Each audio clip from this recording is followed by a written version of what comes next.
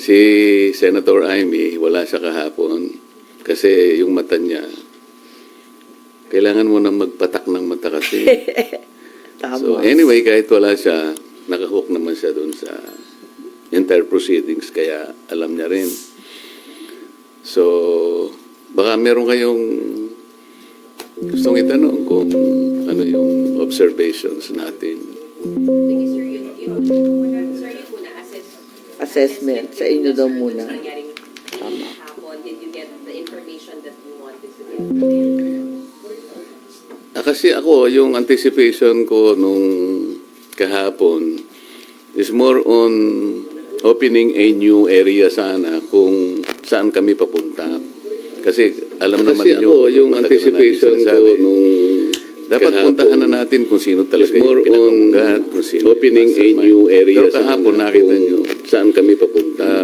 Kasi alam naman niyo, yung anticipation I was a little bit disappointed. Dapat puntahan na natin kung sino talaga yung pinakamugat. Kasi opening sa kauna-una area kahapon nakita sa Blue Ridge. Saan kami papunta. Sinabi ko na yun, there is a problem. Yung anticipation I was a little bit. Sabihin kahapon lang nila na natin kung sino talaga yung pinakamugat. Kasi opening sa kauna-una area. Na-concentrate sa usapan. Totoo, sinabi ko na yun. Ang ginamit nila is MOEPS. Sabihin kahapon lang nila na planning. Samantalang yun sila. Na-concentrate sa usapan. Meron ba sila? Sinabi ko na yun. Ang ginamit nila is MOEPS. Ngayon, kasala naman sa MOEPS. Samantalang yun sila. Wala. Coordinates at concentrate sa usapan. Discrepancies. Ang ginamit nila. Sa kanilang mga kailangan. Sa ginawa natin. Sa level 2 5 natin. Marian. Coordinates at concentrate. 65 or 60. Kailangan nila 400 kilometers. Sa ginawa natin. So, it is a little bit disappointing on the part kasi I was expecting lalo na 60 plano si former Yusek. So, at nandito sila sa first hearing. Kung maalala ninyo,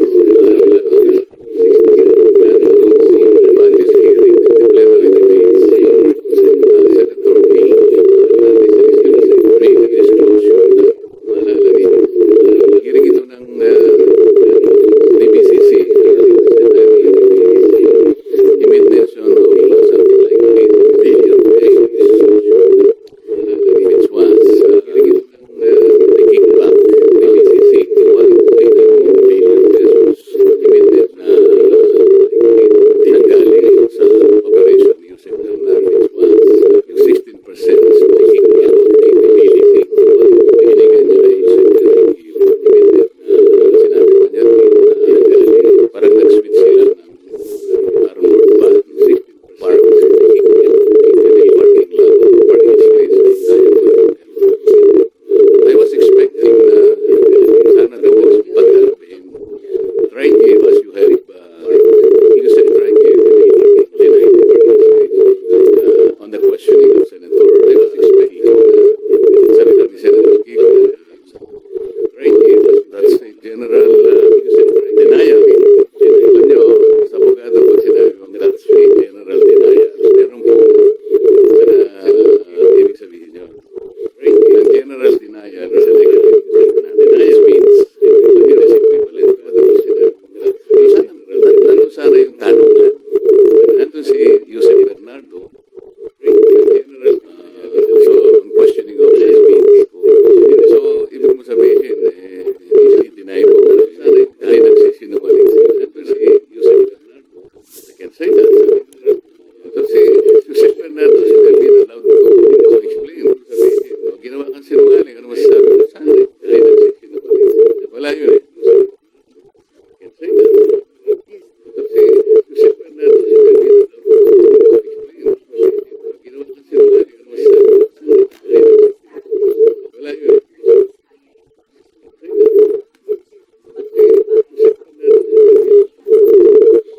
Wala din. Ay, sige, yung nasa narinig ko din. Gusto ko lang i-rectify, umattend ako ng unang hearing na chair na si Senator Lacson. Tapos, nag-represent ako ng ating bansa sa Korea sa second hearing.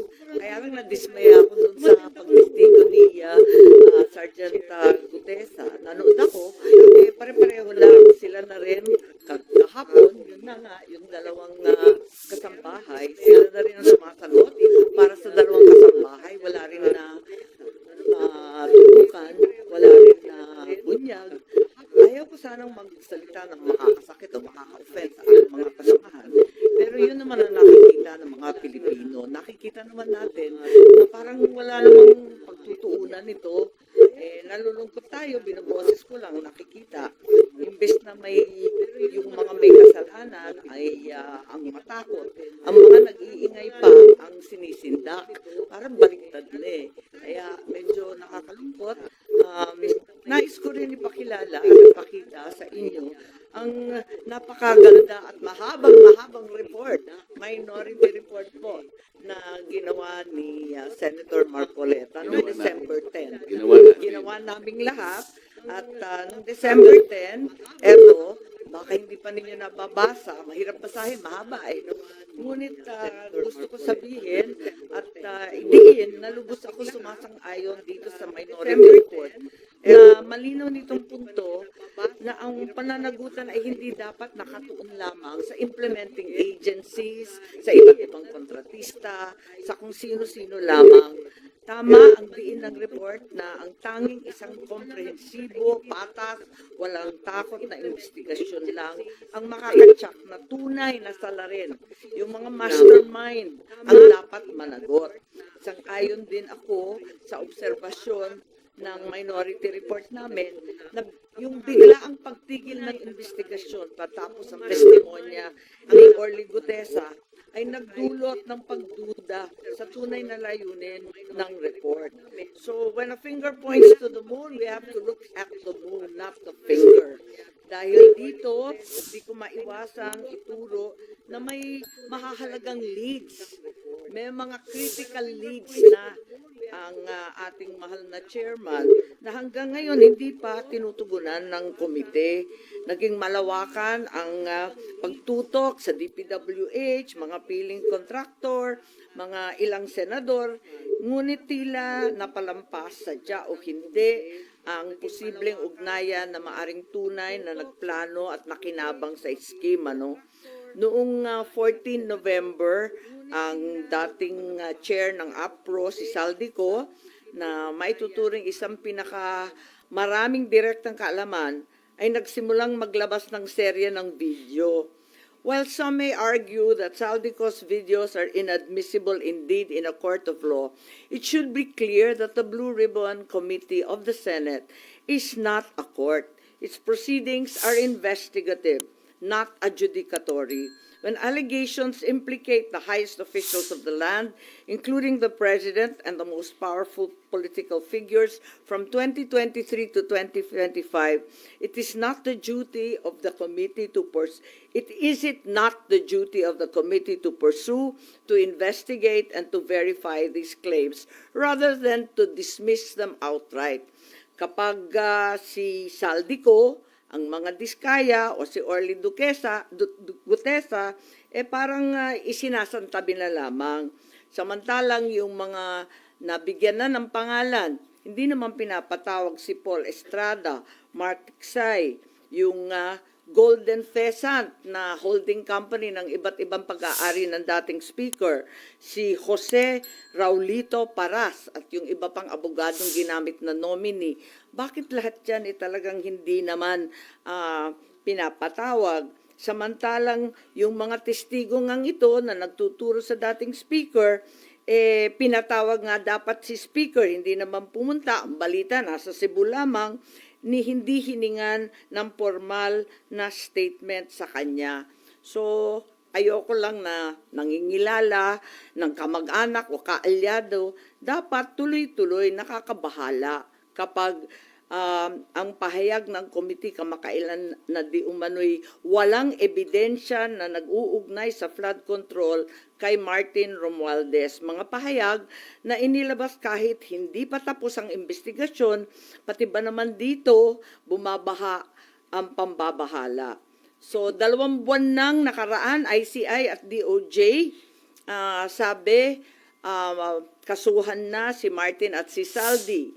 Ang Saldi ko, kinasuhan, pero si Speaker Martin Romualdez, wala pa rin. Ang kinasuhan, sa halip kay Speaker Romualdez, sa rekomendasyon ng ICI at DOJ, ay si dating Senador Bong Revilla na naserban na ng warrant of arrest, si Senator Joel, si Senator Jinggoy.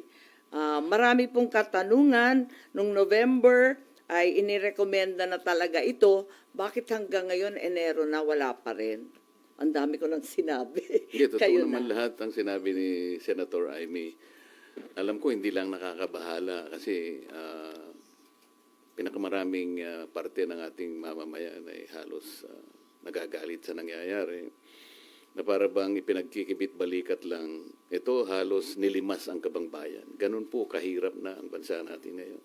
Balik po tayo dun sa dalawang testigo na iniharap ng chairman ng Blue Ribbon na nakatakip ang kanilang muka, yung dalawang binibini na di umano ay mga staff ng nagre-renta dun sa bahay na pag-aari ng isang tao. Meron ba kayong napansin doon nung ako'y nagtatanong sa kanilang dalawa? Sana po'y makapagtanong naman ako sa inyo. Meron ba kayong napansin nung tinatanong ko yung dalawang testigo kung sino po yung sumasagot? Kasi po, kung nagtatanong ang isang katulad namin at dinidirekta yung tanong sa kanya, dapat siya po yung sumagot, di ba? Iwanan na po natin yung kung hindi nyo napansin. Ang ibig ko lang sabihin dito, tinatanong ko po siya, bakit kaya kayo napunta doon kung ang inyong layunin lang pala ay ituro yung Diskaya na sila pala yung ginamit na nagpapaalis sa kanila dahil yung daw bagong may-ari, kailangan na yung bahay at humihingi sila ng ilang panahon pa lang dahil napakahirap maglipat ng kanilang mga gamit. So yung pala si Diskaya lang pala yung itinuturo na siya yung nandun. Ayaw namang aminin ni Diskaya na hindi nga ako nakapunta dyan sa South Forbes na yan. Ba't ako na naman ang tinuturo ninyo?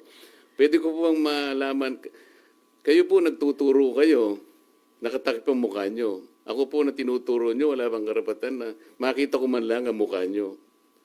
Ayaw po, hindi rin pinaalis yung mga maskara. Pero ang isa pong importante doon na dapat napansin nyo, yung sinabi nilang address, 30 Tamarind Street. Kung napapansin nyo, yun ay bahagi ng paglalahad ni Saldico na sinabi niya yung isang 1 billion pesos ay doon i-deliver. Kasi yun ang drop-off point na sinabi, sabi niya, ni Martin Romualdez sa akin, diyan mo dalhin. So, Tamarind. Ang gusto ko sana dapat mayroong mga tanong pa doon eh. Bakit hindi natin tawagin kung sino yung may-ari? Nasaan yung kontrata nasaan yung discontract? Di ba? Nabanggit lang ang pangalan ni Martin Romualdez, natapos na kami. Ang ini-establish pala nila na si Diskaya pumunta ron para sabihin na yung bagong may-ari, pinaalis na sila. Anong weight doon, sir? Yun nga. Wala. Kaya gusto ko mapansin ninyo lahat. Bakit kinailangan pumunta pa sila doon? Yun lang bang gagawin natin? Ang mga tao, hindi ganun ang expectation po nila eh. Kaya po siguro napilitan kami na maglabas na ng minority report. Hindi lang siya kung ano pa man bagay. Ang mga tao po kasi nagtatanong, ano po ba nangyayari na dyan? Simula po nung ako'y nawala na po na chairman at napalitan nga po. Nung ilabas namin si Gutesa, sinabayan naman yun ng aming legislative break. Matagal po yun. Hanggang sa mag-resign naman si Senator Ping. So, ang mga tao nagtataka. Ano na naman ito? Wala na bang ano ito? Wala bang closure ito? Hindi ba natin malalaman kung sino talaga ganito? Kaya napilitan po kaming maglabas ng minority report. Tinawag po naming minority report for lack of better term. Kasi po kung gagawin nating legal ito na isasang-ayon natin sa aming mga committee, sa ating Senate rules, hindi pa kami pwedeng maglabas kasi kailangan matapos talaga yung committee report. Hindi naman po kasi namin malam kung kailan ba talaga matatapos ito.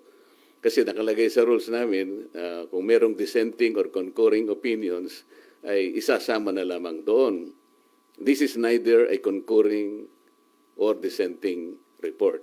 Kaya tinawag naming minority report sa pag-aakala naming magagamit po ninyo. Nandito po yung aming observations, meron kaming findings, nandito yung issues, nandito yung mga recommendations namin, nandito po yung set of possible legislative measures na pwedeng at ginagawa na po namin na pwede naming i-file in aid of legislation. Meron pong mga potential personalities na pwede pong kasuhan. Ang totoo niyan, meron po kaming, ayan po, Listahan dyan sa likod. nakalagay po rito Ang totoo po itong minority report na to, I had a chance of disseminating this for the first time on December 11, 2025. Meron po kasing forum sa Quezon City. It was held in MICE Center in Quezon City. I-CARE po yung host. I-CARE means Interdisciplinary Conference on Accountability, Reform, and Engagement. Ito po ay hosted by the NCPAG of the University of the Philippines. I was one of the panelists, kasama po si then Chairman Popoy de Vera, andun din po si Congressman Erice. I recall that political analyst Malu Tikia was there also. And I think the Dean of the Political Science Department of the University of the Philippines. So sabi ko, dahil kaugnay naman po sa pinag-uusapan nating transparency, accountability, and reform, I took advantage of leaving one copy to the Dean of NCPAG. Pero meron din po kayong mga kasama doon, hindi lang ganito karami, but I thought that there were media practitioners there. Sa minority report, Pwede malaman sino-sino po yung gusto niyong pakasuhan sa Hindi, minority report? sana, nandito po, kayo na po ang... You will give us a copy, sir? Yes. Pero sir, pwede po barangay quick rundown para sa inyo po magagawa yung recommended po kasi. Hindi mahaba ito. Hindi ako nagre-recommend, yung evidence ang nagre-recommend. Kasi lahat nyo, mapapansin ninyo, I headed 3 investigative hearings, public hearings, when I was the chairman. And then, yung huling 3, si Senator Ping na. Kaya this constituted 3 hearings all in all. So we utilized the same resource persons, the same witnesses. We relied on their collective and individual testimonies. So kaya namin na itong findings na ito. Sino po yung highest official or most prominent personality na rekomendado po ninyong kasuhan? Merong question mark May nga sa, question. makikita nyo rito yung mga para naman may konting suspense. Kayo nang tumingin. Sir Soya, for soundbite purposes, sana for TV, may we get the names of who you want to be charged to sana, sir? Sound bites. Yes, sir. Hindi po kasi, sir, kailangan namin mag- Yung arrows kasi, Alam naman ninyo kung sino-sino. nakaturo kay Speaker Romualdez. So, it's safe understanding po. Yung arrows kasi, base sa nagtuturo sa kanya, at mababasa nyo nun sa kanilang mga testimonies, Sa testimony. individual. Talagang, for example, Gutesa, tinuro si Saldico and Martin Romualdez. Si Diskaya, nabanggit din ang pangalan ni Martin Romualdez. At yung mga iba, si Alcantara, si Bryce Hernandez, pinagtuturo kung sino-sino, at papunta lahat sa direksyon ni Martin Romualdez. Sir, yung balikan ko lang po yung 30 Tamarin. May panak po ba ngayong ipasubmina yung ownership records ng 30 Tamarin, pati yung registration papers ng Golden Coast at saka yung pabalikin yung dalawang witnesses at patawag yung original owner and yung renter supposedly na employer ng dalawang tumistigo kahapon dahil siya yung naapektuhan ng nabili yung bahay. Hindi ba very logical na dapat ganun ang gawin? Palagi ko naman, baka ganun ang gawin ni Senator Ping. Naasahan namin na yun ang gagawin. Kung yun ang rekomendasyon nyo, i-recommend natin sa Blue Ribbon. Sen Aimee At and Sen... palagay ko, may recurring names, yung pangalan ng mga abogado na kasulat, na proxy, hindi lamang sa 30 Tamarin na ulit-ulit na binabanggit, kundi dun sa foreign properties din. Yung Soto Grande yata, andun pa rin yung Attorney Paras at yung iba't ibang law offices na alam natin. Yusek na rin ng DOJ, si Senator Andres. Yusek Andres, di ba? Jess Andres. Pero hinihintay ko nga sana kahapon kaya nandun ako. Kasi initially parang ayaw ko na muna. Kaya lang dahil nakita ko sa listahan nandun si Yusek Traigib at nandun si Yusek Bernardo. Baka ako dito magkakaharap itong dalawa. Tama. So naghintay ako doon. And then naisip ko nga na sinabi nga ni Senator Ping during the hearings sa budget, sa plenary debates ng TBCC, talagang sinabi niya yung 8 billion na binibigay ni Yusek Bernardo kay Yusek Traigib. At si Yusek naman binibigay kay Adrian Bersamin. So iniisip ko, baka kako dito magkakaharapan, makikita natin yung tanungan kung saan papunta. Because ang sinasabi natin, di ba, wherever the evidence will lead us, palaging ganon. Bakit wala si Adrian Bersamin? Sen Aimee, and sa inyo na rin po, Sen, isa na lang po.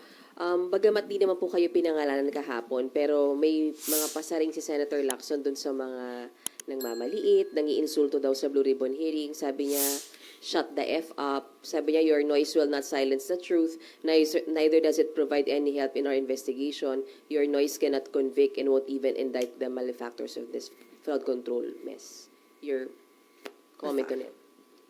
Sa palagay ko, hindi naman ako yun. Kasi alam ng kahit sinong senador na hindi pwedeng utusan ng kapwa nilang senador.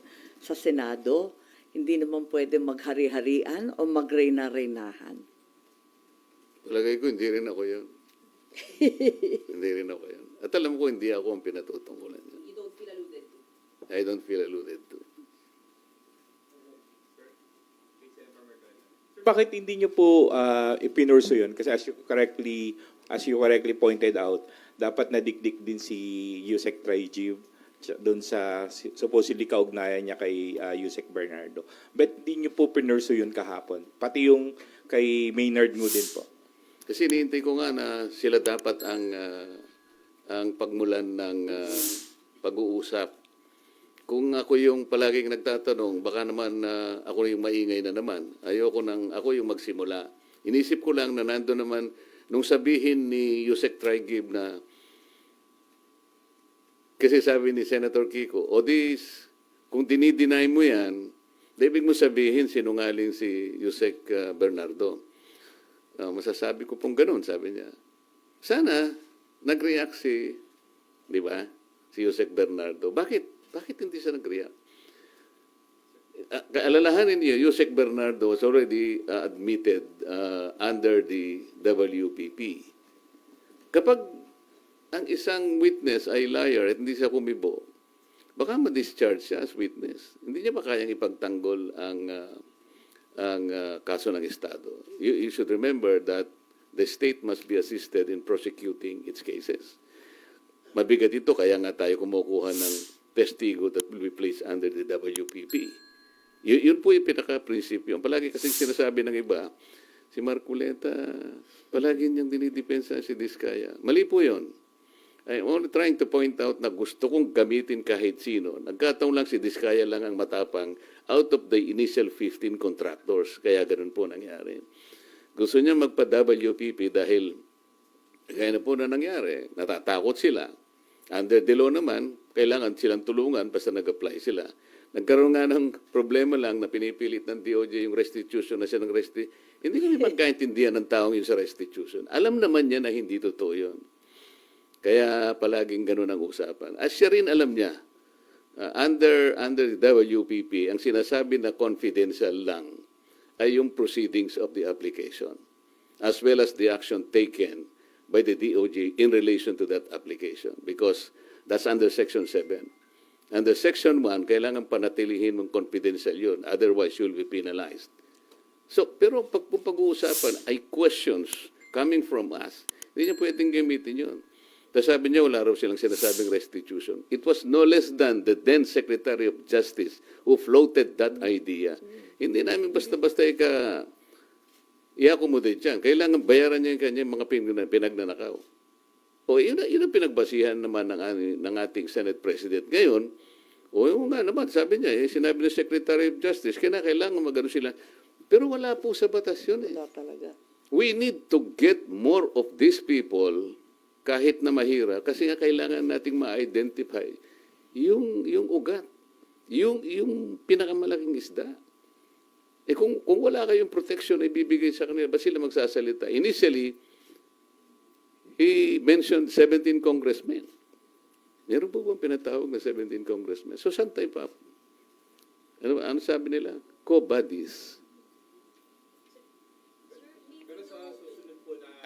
Hearing, you're planning to pursue that angle po yung kay Yusek Olaivar, then yung binanggit nyo po yung kay Adrian Bersamin.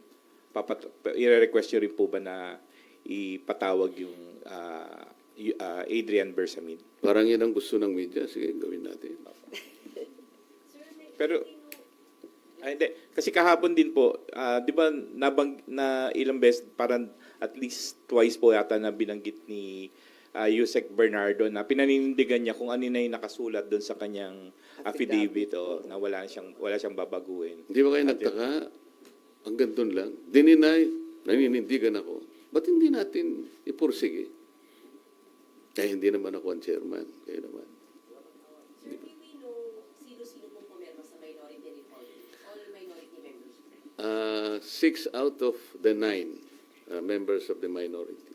Kasama si Sen Aimee. I'm sorry, isa lang. Ma'am, sinabi niyo kasi agree kayo sa laman ng minority report, may mga Yeah. pagkukulang sa nangyayaring hearing ngayon.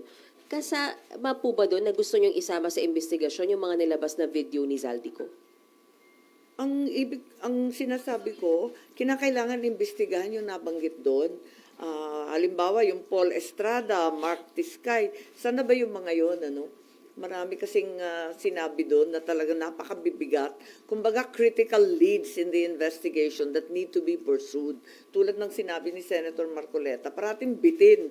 Yan, nababanggit. Tapos hanggang dun lang, papara. Hindi ba dapat pursigihin yun? Yung 8 billion na sinabi na ni Yusek Trigiv, hindi ba dapat tanungin din yan kay Yusek Bernardo at alamin din kung talagang kumpirmado. Ano nangyari doon? Kaya parang laging bitin eh. Laging may kulang. Laging pinapara. Whether on purpose or nakakaligtaan, talagang humihinto. Talagang bitin. Alam niyo, napansin niyo ba kahapon? Sabi ni Yusek Trigiv, dinideny ko po lahat yan. Sabi naman ni Yusek Bernardo, I stand by my statement. Ang sabi ni Chairman Senator Lacson, mahirap banggain yung mga facts ni Yusek Bernardo. Sabi niya kasi doon yung pinagkuhanan kanya ng yung sinasabi nating amount dito ay nanggaling sa GAA. Totoo yun. He was mentioning about 2.8 billion pesos. So alam ni Senator Lacson, nandun talaga. So mayroong resibo. Gusto ko ipurso yun. Di ba dapat? Kaya lang hindi naman ako ang chairman. So with due respect to the chairman, dapat bigyan natin siya ng latitude. Marami sanang dapat i-pursue, di ba, yung tungkol sa Cabral files nga ni Congressman Lian. Sana na-pursue na rin na i-require yung DPWH kung public record rin lang, di ibigay na sa atin yung authenticated copy para wala nang pagdidiskitahan kung yung kopya ni Congressman Lian o yung kopya na sinasabing meron yung bilyonaryo at yung iba pang media at yung nabanggit na rin ni Chairman Lacson. Dapat ay dito makikita yung vigilance ninyo. Kasi kung hindi nyo napansin, bigla nilang sinabi in relation to the Cabral files, kasi we're talking about how are you going to authenticate or to validate the Cabral files. Tinatanong ko sa kanila, is it a private file or a public file? Is it a public document or a private document? Hindi sila kagad mga sagot. Bakit ko po tinanong yun? Kasi under the rules of electronic evidence, kasi yung Cabral files is an electronic document. It is the rules promulgated by the Supreme Court in 2017. It talks only about private document. Sinabi ng DPWH, this is a public document. So sabi ko, how do you validate that? How do you authenticate that? Alam niyo, sinabi niya, tinuro ang ombudsman. Turuan na eh. Sabi ko, ba't yung kakailangan? Hindi naman mandate ng ombudsman silang kinakailangan daw ma-forensic. The law does not require a Bakit? forensic study on this. Bakit? Alam niyo kung ano yung sinasabi sa best evidence rule under the rule 4 of these new rules on electronic evidence? The best evidence, ikumpara mo lang yung, yung hard copy, Hard copy and the doon soft sa copy. electronic. Tapos na. It can be considered, it will be equivalent to the best evidence rule. Parang legitimate and original document na siya. Alam po yung sinabi niya, yung daw computer, ibinigay sa ano. So wala nang mababalidate dito. Turuan na sila ng turuan. Ibig sabihin niya, binigay sa ombudsman, so it's up to ombudsman kung the ombudsman will start saying, we have validated this. So kung hindi ibabalidate na to, let's forget all about this. Ganun ba yun? The Cabral files is an extensive files. Kaya lang, sabi ko, I have to caution the committee. Congressman Leviste is not competent to testify on the contents and entries of these files. This is legal. Hindi pwede ka kung siya, kasi hindi mo siyang gumawa nito eh. Humingi lang siya. Ang pwede rin niyang is-testify the manner on how he accessed these files, how he obtained these files. So, ngayon po, napupunta tayo dun sa parang bitin na bitin eh. Parang walang gustong umusad eh. I can feel that. That's my personal opinion. Kung may susunod na hearing po ba, would the minority be willing to take the lead para ma-pursue yung ilang mga nakikita niyong butas doon sa hearing? What do you mean by that? Minority cannot lead. It's always the majority. I mean po, kayo po yung magpo-pursue lang doon sa mga points that you mentioned today. Kung yan ang gusto nyo mangyari, that is the collective decision of the members, respectable members of the media. Gagawin namin kung yan ang gusto nyo. At kayo po sa minority, sir, napag-usapan niyo na po ba? Since you have all these issues, mga points na na-raise about dun sa naging takbo ng hearing kahapon, napag-usapan niyo na po ba kung ano yung magiging participation ng minority in the next hearings kung meron? Napag-uusapan naman namin talaga. Kaya lang, yung dahil minority nga kami, at kung minsan, mabuti kahapon dahil kukunti kami, initially, sabi ni Chair Ping, o sige, bigyan namin kayo ng 15 minutes. Medyo okay naman yun. Pero pagka yung maramihan na, 5 minutes na lang kayo, di ba? Sir, sino yung dalawang minority na hindi po pumirma sa minority na to? Actually, tatlo. Kasi 6 lang yung... Si former Senate President Cheese, hindi siya pumirma because he's not a member of the Blue Ribbon Committee. Si Senator Alan naman at that time kasi may sakit siya. At si Senator Joel naman, pinababasa niya raw muna. Pasensya ka na bro, sabi niya. Alam mo namang meron akong kaso, so pinabasa ko muna mabuti para hindi kami malagay sa alanganin kung sakasakali. So, Kailan nyo nga po ulit, sir, nilabasin? December 10. officially, binigay namin December 10 sa office ng Senate President. Pero nilabas ko sa media yung December 11, yun yung iCare Forum in Quezon City. Yes. Meron po ba sa leadership na nagpipigil sa inyo o may sinasabihan kayo to prevent you from pursuing kung ano yung mga tanong o anggulo na gusto nyong i-pursue sa Blue Ribbon hearings? Wala naman. Wala naman. Nakikita ko nga yung marami kayong gustong ipulso natin. Ang gusto ko lang makita talaga na parang consensus ninyo ito ang ating suriin, ito yung suriin natin, ito yung impulso natin.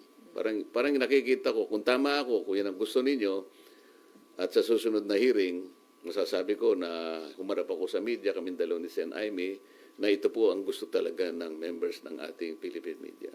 Pwede ko bang sabihin nyo? Hindi, tumatango ka lang. O, yun, okay.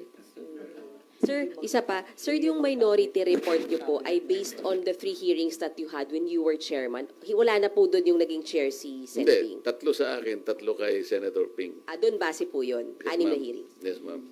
As of December 10 siya.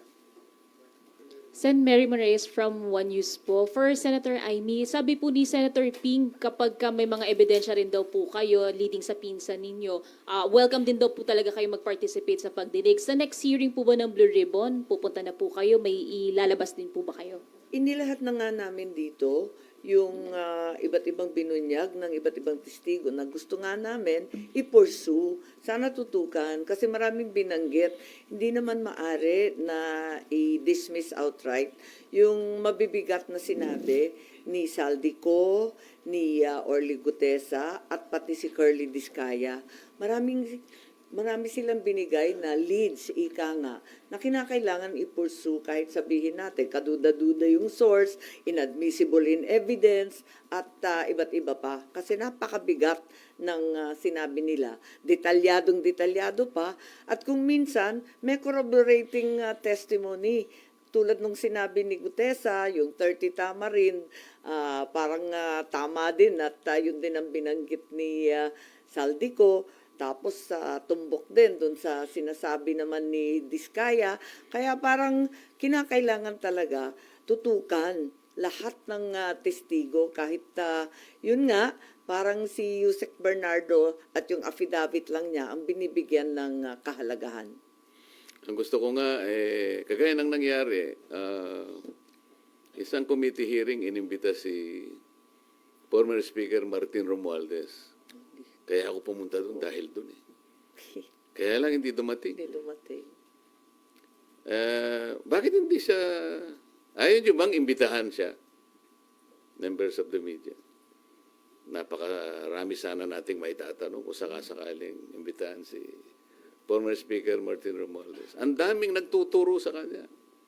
Tsaka nandito lang. Diniscredit niya. Alam niya ba, kayo ba'y may kopya ng kanyang affidavit na i-file sa ICI? Meron po kayong nakuha ang kopya? Wala. Meaning to say, the Philippine media was denied a copy of a most important affidavit or sworn statement executed by no less than the former Speaker of the House of Representatives. Sinabi niya sa ICI. Ito namang ICI, hindi ko maintindihan. Ba't hindi mo kayo bigyan para ma-assess naman ninyo? Alam po niyo kung ano nakalagay doon? He denied control over the committees, the 80 committees of the House of Representatives. Sabi niya, I had only general supervision over them. I have no control. And then he presented the rules of the House of Representatives as to his functions and powers. You believe him? Ang dami ko sanang itatanong in relation to that allegation.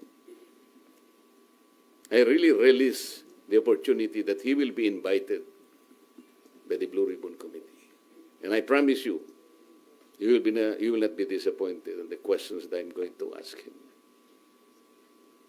O ayaw naman niyo yata, hindi kayo kumikibuhay. Sir, paano ba yun? Ini-invite siya pero hindi naman siya dumarating, sir.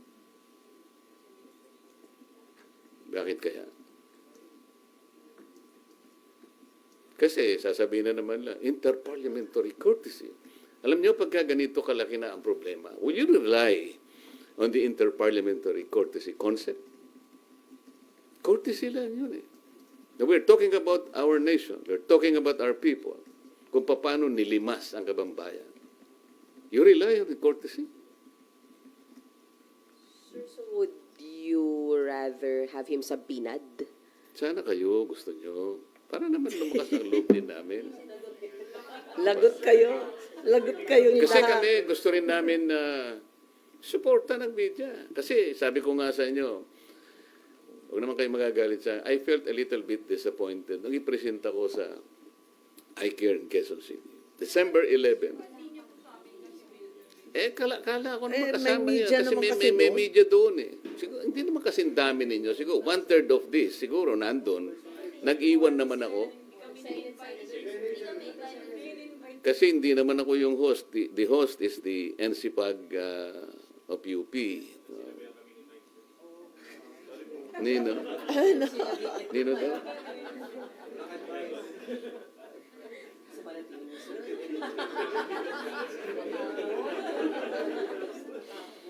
So ngayon, nandito na. I will make a copy available.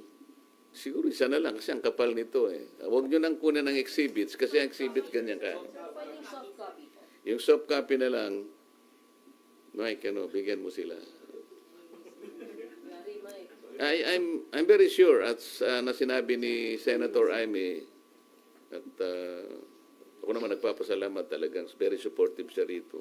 Nandito lahat eh. Marami kayong makukuha dito.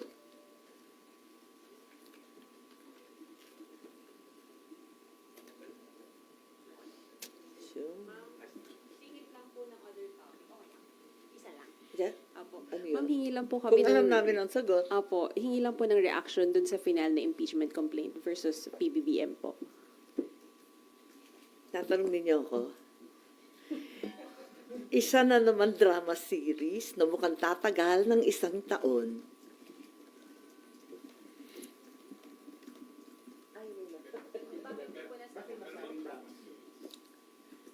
Kilala naman natin sino nag-file at anong background. Kaya, yun nga, baka drama series lang to para sa 1 taon. Tagal. May understanding na hindi nyo sabihin, para siya naging bakuna. Magagawin siya. O ikaw nagsabi. Tama ba yung tindi? Wala talagang pinapahamak ang media ng bonggang-bongga. Yan naman. Tama ba yung tindi ko? Yun na lang. To that effect, oo, siguro.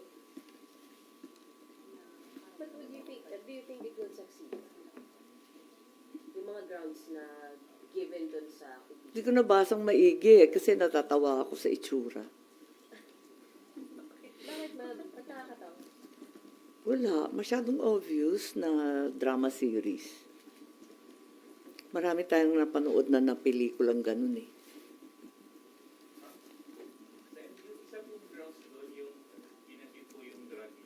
Bumenta na yun sa takilya. Po.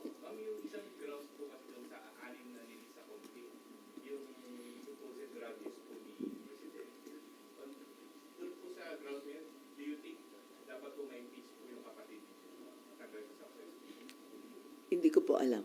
Hindi ko nabasang maigi.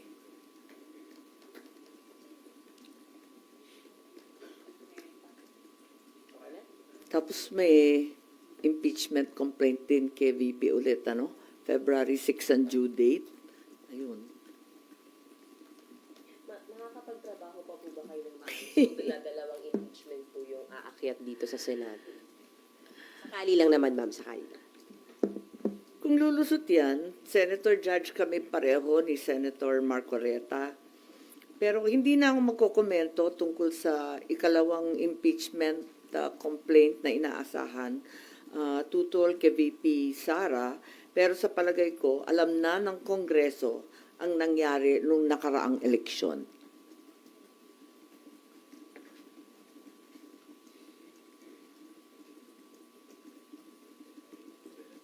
Okay na? Maraming salamat sa inyo. Paki-cover